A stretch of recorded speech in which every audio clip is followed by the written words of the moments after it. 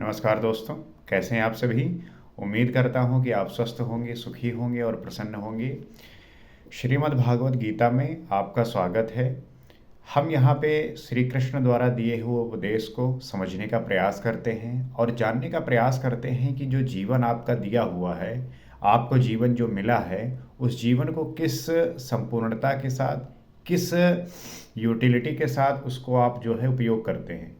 क्योंकि बहुत लोगों का समय तो बस इस तरीके से गुजर जाता है कि मुझे बस टाइम पास करना है और चीज़ों को बस जो है भोगना है। परंतु जीवन का उद्देश्य क्या सिर्फ यही है कि आप जो है चीज़ों का भोग करें? क्योंकि अगर सिर्फ यही होता तो इंसान के पास जो इतनी बुद्धि है, वो तो फिर एक जानवर जैसा है कि जानवर जिस प्रकार से इस प्रकृति में है और चीज़ों का उपभोग करता है, प्रजनन करता है, तो उस तरीके से एक व्यक्ति भी जो है जानवर ही है। तो हमें अपने बुद्धि का उपयोग करके किस प्रकार से उसके उत्कृष्ट अवस्था तक पहुंचकर उसको उस तरीके से जीना है जहां पर हर एक व्यक्ति की अपनी अनुभूति हो सकती है कि वो किस लिए पैदा हुआ है, उसका उद्देश्य क्या है, वो क्या क्या कर सकता है। तो ये बड़ी ही साधना के दौरान आती है। जब आप साधना करते हैं तब ये जो है घटित होता है कि आप जो है क्या कर सकते हैं और आपके अंदर इतनी क्षमता है कि आप जो है इसी संसार में रहते हुए आत्मा को जान सकते हैं और आत्मा के थ्रू जो है परमात्मा को जान सकते हैं और परमात्मा को जानते हुए आपका जो जीवन है वो सार्थक और बहुत उपयोगी हो सकता है। तो उन्हीं बातों को जानने के लिए, उन्हीं बातों को समझने के लिए हम श्रीमद् भागवत गीता में चीज़ों को जानने का प्रयास करते हैं और आपको आमंत्रित करते हैं ताकि हम साथ में मिलकर इस बात को जान सकें, समझ सकें। तो जैसा कि पिछले एपिसोड में भगवान श्री कृष्ण ने अपना विराट स्वरूप जो है अर्जुन को दिखाया, तो अर्जुन अब क्या कह रहे हैं? पश्यामि देवास्तो देवदेहे सर्वस्थधा भूत विशेष संगान ब्राह्मणम ईशम कमलासनस्थ मृषिषस्व सर्व अनुर्गश्वा दिव्यान। कहते हैं, हे देव, मैं आपके शरीर में संपूर्ण देवों को, अनेक भूतों के समुदाय को, एक एक बात को आप ध्यान देते जाइए कि अर्जुन ने देखा क्या। अर्जुन कहते हैं, आपके शरीर में मैं संपूर्ण देवों को, अनेक भूतों के समुदायों को, कमल के आसन पर बैठे हुए ब्रह्मा को, मतलब वो सब कुछ देख पा रहे हैं, महादेव को, संपूर्ण ऋषियों को, दिव्य सर्पों को देखता हूँ। तो क्या क्या अर्जुन ने देखा कि संपूर्ण देवों को देखे, जितने देव थे सभी का जो है दर्शन हुआ, अनेक भूतों समुदाय का जो है दर्शन हुआ, कमल के आसन पर बैठे हुए ब्रह्मा जी का दर्शन हुआ, महादेव जी का दर्शन हुआ, संपूर्ण ऋषियों का जो है दर्शन हुआ, दिव्य सर्पों को भी देखा। तो ये जो है अर्जुन ने उनके विराट स्वरूप में देखे। ये प्रत्यक्ष दर्शन था, कोरी कल्पना नहीं। किंतु ऐसा तभी संभव है जब योगेश्वर पूर्णत्व प्राप्त महापुरुष हृदय से दृष्टि प्रदान करें। तो ये जो है सच्चाई थी, ये जो है प्रत्यक्ष दर्शन था, कोई कोरी कल्पना नहीं थी। जिस प्रकार हम सोचते हैं या कल्पना करते हैं कि ईश्वर जो है जब मुझे दर्शन देंगे तो इस प्रकार से घटित होगा, तो ये कोरी कल्पना नहीं होती जो आम जनमानस में लोग करते हैं। अर्जुन को ये सब साक्षात दिख रहा है और ये तभी संभव है जब योगेश्वर पूर्णत्व प्राप्त महापुरुष हृदय से दृष्टि प्रदान करे। जब ईश्वर आपकी कृपा होती है आप पर और ईश्वर आपको वो दृष्टि प्रदान करता है, तब जो है ये साधन गम्य है। अन्यथा आप ना तो देख सकते हैं और ना ही जान पाएंगे।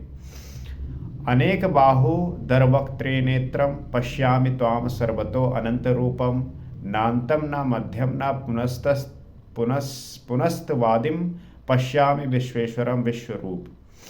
एकादश अध्याय का 16वां श्लोक है। उसमें कहते हैं, विश्व के स्वामी अर्जुन कह रहे हैं, मैं आपको अनेक हाथ, पेट, मुख, नेत्रों से युक्त सब ओर से अनंत रूपों वाला देखता हूँ। ऐसा रूप जो अनंत है, जिसकी कोई सीमा नहीं है। हे विश्वरूप, न मैं आपके आदि को, न मध्य को और न अंत को ही देखता हूँ, अर्थात आपके आदि, मध्य और अंत का निर्णय नहीं कर पा रहा हूँ। विराट ऐसा स्वरूप है कि उसमें जो है अर्जुन ये डिफ्रेंशिएट ही नहीं कर पा रहा है कि प्रारंभ कहाँ से हुआ, मध्य क्या है और अंत क्या है। तो ये है विराट स्वरूप का जो है दर्शन, कि कोई जब विराट स्वरूप को देखता है तब वो क्या देख पाता है। किरीटम गदीनम चक्रिणम च तेजो राशिम सर्वती दीप्तिमंतम पश्यामि त्वाम दुर्निरीक्षम समांता दीप्त अनला अर्कघूधीतम प्रमेये। मैं आपको मुकुट युक्त, गदा युक्त, चक्र युक्त, सब ओर से प्रकाशमान तेजपुंज स्वरूप, प्रज्वलित अग्नि, सूर्य के सदृश, देखने में दुष्कर अर्थात कठिनाई से देखे जाने वाला, इसको आप समझते जाइए कि ये अर्जुन ने क्या क्या देखा। और सब ओर से बुद्धि आदि से ग्रहण ना हो सकने वाला अप्रमेय देखता हूँ। इस प्रकार संपूर्ण इंद्रियों से पूर्णतया समर्पित होकर योगेश्वर श्री कृष्ण को इस रूप में देखकर अर्जुन उनकी स्तुति करने लगा। तो इस प्रकार संपूर्ण इंद्रियों से पूर्णतया समर्पित होकर श्री कृष्ण को कि इस रूप में देखकर अर्जुन स्तुति करने लगा। क्या कहता है? तुमक्षरम परमं वेदितव्यम तोमस्य विश्वस्य परम निधानम तुम वया शाश्वत धर्मगोप्ता सनातन त्वं पुरुषो मतो में। अर्जुन कह रहा है, हे भगवान, आप जानने योग्य परम अक्षर अर्थात अक्षय परमात्मा हैं। आप इस जगत के परम आश्रय हैं। आप शाश्वत धर्म के रक्षक हैं। आप अविनाशी सनातन पुरुष हैं, ऐसा मेरा मत है। अर्जुन स्तुति कर रहा है और कह रहा है कि आप जो है अक्षय परमात्मा हैं, अर्थात जिसका कभी नाश न होता हो, परम आश्रय हैं। और ये जो पूरा जगत है ये आप पे ही आश्रित है, आपके द्वारा ही चलायमान है। आप शाश्वत धर्म के रक्षक हैं, अर्थात आप जो है अविनाशी सनातन पुरुष हैं, ऐसा मेरा मत है। आत्मा का स्वरूप क्या है? शाश्वत है, सनातन है, अव्यक्त रूप है, अविनाशी है। अब आपसे कोई प्रश्न ये पूछे कि आत्मा का स्वरूप क्या है, तो आप बताएंगे कि वो जो है शाश्वत है, सनातन है, अव्यक्त रूप है और अविनाशी है।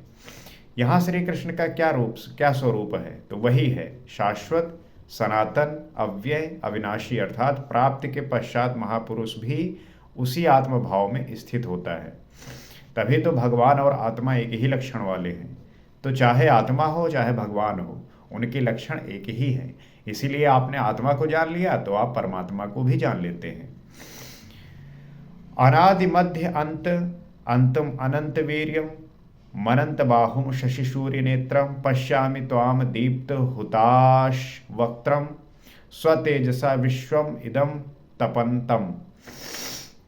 अर्जुन कह रहा, हे परमात्मन, मैं आपको आदि, मध्य और अंत से रहित, अर्थात मैं आपको आदि, मध्य और अंत से रहित, अनंत सामर्थ्य से युक्त, अनंत हाथों वाला, पहले हजारों थे अब अनंत हो गए, तो उससे जो रहित है, अंत से रहित है, अनंत सामर्थ्य से जो युक्त है, अनंत हाथों वाले, पहले हजारों थे अब अनंत हो गए, चंद्रमा और सूर्य रूपी नेत्रों वाले।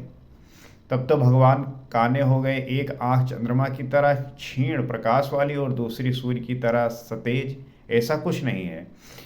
सूर्य के समान प्रकाश प्रदान करने वाला और चंद्रमा की तरह शीतलता प्रदान करने वाला गुण भगवान में है। और हर एक व्यक्ति के अंदर भी ऐसा गुण होना चाहिए कि वो जो है सतेज भी हो और उसमें जो है चंद्रमा के समान क्षीण प्रकाश भी हो। क्यों? क्योंकि सूर्य जो है प्रकाश पैदा करने वाला है, प्रदान करने वाला है, और चंद्रमा जो है शीतलता प्रदान करने वाला गुण रखता है। तो शशि सूर्य मात्र प्रतीक हैं, अर्थात चंद्रमा और सूर्य की दृष्टि वाले, तथा प्रज्वलित अग्नि रूपी मुख वाला, तथा अपने तेज से इस जगत को तपाते हुए देखता हूँ। तो किस प्रकार से वो इस जगत को देख रहे हैं, इसकी चर्चा की जा रही है।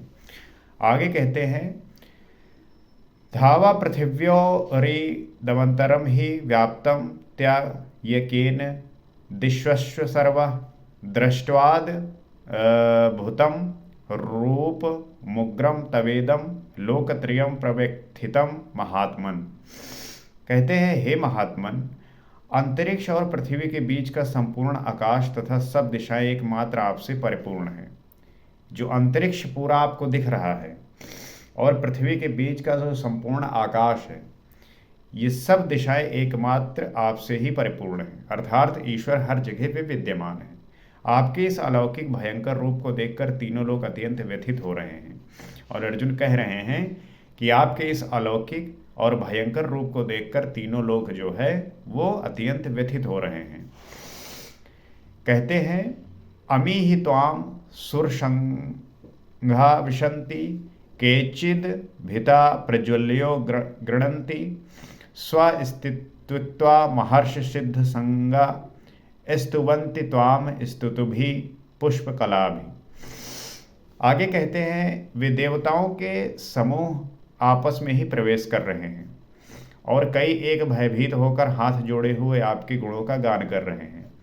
इसको सब आप समझते चलिए कि जब विराट स्वरूप होता है तो क्या जो है परिलक्षित होता है। क्या पता आपको भी एक दिन दर्शन ऐसा हो, बस आपके ही जब आपने होश को साध लिया, आप साधक बने, आप भोगी से योगी बने, तब आप जो उसको जान पाएंगे, आपको भी उसी प्रकार से दर्शन होगा। महर्षि और सिद्धों के समुदाय स्वस्तिवाचन अर्थात कल्याण हो, ऐसा कहते हुए संपूर्ण स्रोतों द्वारा आपकी स्तुति कर रहे हैं। तो जो महर्षिगण है, सिद्धों के जो समुदाय हैं, वो कल्याण हो ऐसा कहते हुए संपूर्ण स्रोतों द्वारा आपकी स्तुति कर रहे हैं। तो सब जो है आपकी वो सब कुछ देख रहे हैं अर्जुन, जो एक साधारणतया कोई व्यक्ति कल्पना करता है। आगे कहते हैं रुद्र आदित्या वसियो ये चसाध्या विश्वे अश्विनो मरुत शोष्म स्वास्व गंधर्व यक्ष असुर सिद्ध संगा वीक्षन्ते त्वाम विस्मिताश्चैव सर्वे। रुद्र आदित्य वसु साध्य विश्वदेव अश्विनी कुमार वायुदेव और ऊष्मपा अर्थात ईश्वरीय ऊष्मा ग्रहण करने वाले तथा गंधर्व यक्ष राक्षस और सिद्धियों के समुदाय सभी आश्चर्य से आपको देख रहे हैं। ये अर्जुन जो है साक्षात देख रहा है, क्योंकि अर्जुन को ये दिव्य दृष्टि मिलने के बाद ये सारी चीजें दिख रही हैं और उसी के जो है उसी का वर्णन कर रहा है। देखते हुए भी समझ नहीं पा रहे हैं, क्योंकि उनके पास वो दृष्टि ही नहीं है। जब आपके पास वो दृष्टि नहीं होगी, जब उनकी कृपा नहीं होगी, तो बस वो देखेंगे लेकिन देख नहीं सकेंगे। श्री कृष्ण ने पीछे बताया कि आसुरी स्वभाव वाले मुझे तुक्ष कहकर संबोधित करते हैं, सामान्य मनुष्य जैसा मानते हैं, जबकि मैं परम भाव में परमेश्वर रूप में स्थित हूँ। यद्यपि हूँ मनुष्य शरीर के आधार वाला, उसी का विस्तार यहाँ है कि वे आश्चर्य से देख रहे हैं, यथार्थता समझ नहीं पा रहे, नहीं देखते हैं। इन बातों को जितने डिटेल में और जितने हम धैर्यपूर्वक समझेंगे, उतनी बातें ये हमारे समझ में आएंगी। अन्यथा हम अगर जल्दबाजी किए तो ये सारी बातें निकल जाएंगी। हमें इस बात पे ये अनुभूति करनी है, ये महसूस करना है कि विराट स्वरूप के दौरान, विराट स्वरूप जब श्री कृष्ण ने लिया तो उसमें अर्जुन जो जो देख रहे हैं उसका डिटेलिंग में जो है वर्णन कर रहे हैं। तो हम जब इस बात का ध्यान रखेंगे कि एक विराट स्वरूप का होना क्या होता है और ईश्वर किस प्रकार से हर एक चीज़ में व्याप्त है और सब कुछ उसमें व्याप्त है, इसकी जो है इसको हम समझ सकते हैं, जान पाएंगे। और अगर हम सिर्फ ऊपरी तरीके से जानने का प्रयास करेंगे तो इससे जो है कहीं ना कहीं चूक जाएंगे। आगे कहते हैं रूपम महत्ते बहुवक्त्र नेत्रम महाबाहु बहुबाहु रूपादम बहुदरम बहुद्रष्टा करालम दृष्ट्वा लोका प्रविस्थितास्था अहम। महाबाहु, श्री कृष्ण महाबाहु हैं, अर्थात अर्जुन भी प्रकृति से परे महान सत्ता में जिसका कार्य क्षेत्र हो वो महाबाहु है। श्री कृष्ण महानता के क्षेत्र में पूर्ण है, अधिकतम सीमा में है, अर्जुन उसी की प्रवेशिका में है। तो जब कोई साधक उनको प्रवेश पाता है, उनको जान पाता है, तो उसको भी इसी प्रकार से अनुभव होता है।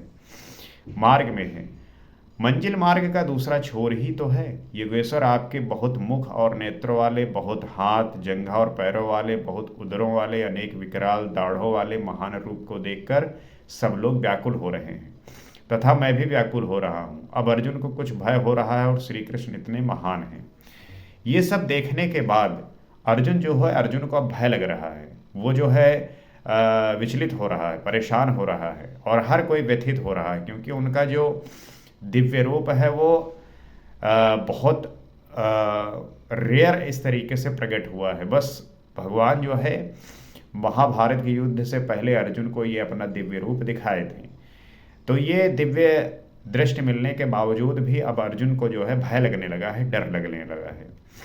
तो इस बात को हम समझ पाएंगे कि किसी जिस जिस देवता की हम कल्पना करते हैं, जिसको इस बात को सोच के चलते हैं कि इस प्रकार से दर्शन होंगे, तो ये कोई भी साधक अपने दृढ़ विश्वास से, अपने साधना पद्धति से उन्हें इन्हीं इसी प्रकार से देख सकता है, जान सकता है। तो ये सिर्फ अर्जुन के लिए ही नहीं, हर एक व्यक्ति के लिए संभव है। वो प्राप्त कर सकता है, वो जान सकता है, देख सकता है। उसकी ये उपस्थिति,